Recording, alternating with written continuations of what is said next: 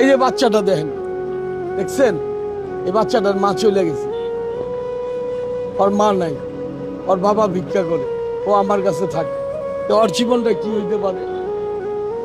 হ্যাঁ, আজকে ওর মা থাকলে এখানে দিত, কটা ভাত খাওয়াইতো, গোসল করাইতো, হয়তো স্কুলে পাঠাইতো। আজকে মা নাই, এই জন্য ওর কোনো কিছু নাই।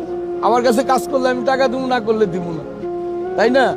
পৃথিবীতে যার মা নাই, ওর কোনো কিছুই নাই।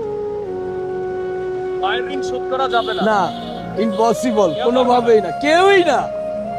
যদি কোনো ব্যক্তি বলে আমি মায়ের ঋণ শোধ করুম, তাহলে আমি আর পা ধুয়া পানি খাবো। আপনি 1 মাস আপনার পেটে একটা পাথর বাঁধেন তো 5 কেজির, হ্যাঁ, আর বেটি 9 মাস থাকে, এই পাথর নিয়ে খায়, ঘুমায়, সব কিছু করে, আরেকটা বাচ্চা মানুষ করে। আপনারা কি মেয়ে পাগল হয়ে গেছেন?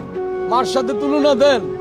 আমি বিশ্বাস করি না, আমার গলায় চাকু ধরলেও আমি বিশ্বাস করি না যে একজন মায়ের চেয়ে ভালোবাসতে পারে কোনো মানুষ আছে পৃথিবীতে।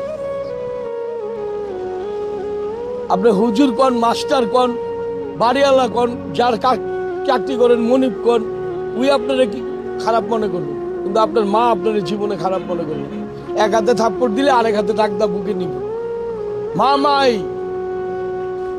আর বাবা যার নাই সে তো বাবার মায়া পায়নি। যেন আমার বাবা